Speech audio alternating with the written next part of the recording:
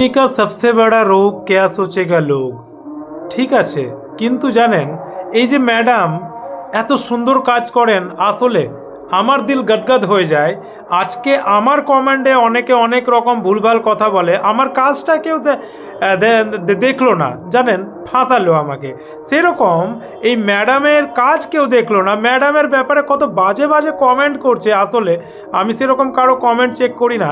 ম্যাডামের হঠাৎ করে মানে একটা কমেন্ট দেখলাম, এত বাজে লাগলো। তারপরে কিছুটা কমেন্ট দেখলাম, এত বাজে বাজে কমেন্ট করে। মানুষ কি এতটাও বাজে এই পৃথিবীতে আছে? আসলে বলে বোঝানো যাবে না কি মানে কীভাবে নিবে মা ধরতি। এতটাই মানে এদের কি আসলে কোনো হোশ জ্ঞান নেই?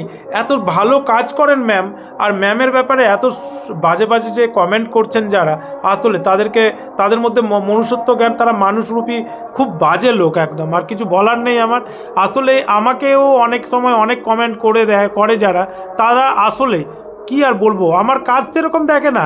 আমি যে কি কাজ করছি, সমস্ত মানে কাজ ছেড়ে, নিজের সব কিছু ছেড়ে, ধরে নেন কি অ্যানিম্যালগুলোকে রেস্কিউ করি, ও করি, এগুলো কারো চোখে পড়লো না, ঠিক আছে।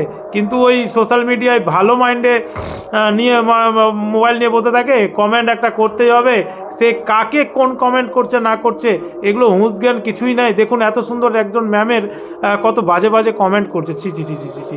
আসলে খুব বাজে লাগলো মানে তার কমেন্টগুলো দেখে। আসলে যারাই কিছু করতে পারবেন না, মানে কিছু সমাজের উন্নতি করতে পারবেন না, তো যারা করছে তাদেরকে ডিমোটিফাই, মানে তাদেরকে মেন্টালি সাপোর্ট করুন। তাদেরকে এইভাবে করে কমেন্ট করে তাদেরকে পিছিয়ে দিয়ে আপনারা কি পাবেন? সমাজ কি হবে? অধপতনের দিকে যাবে সমাজ।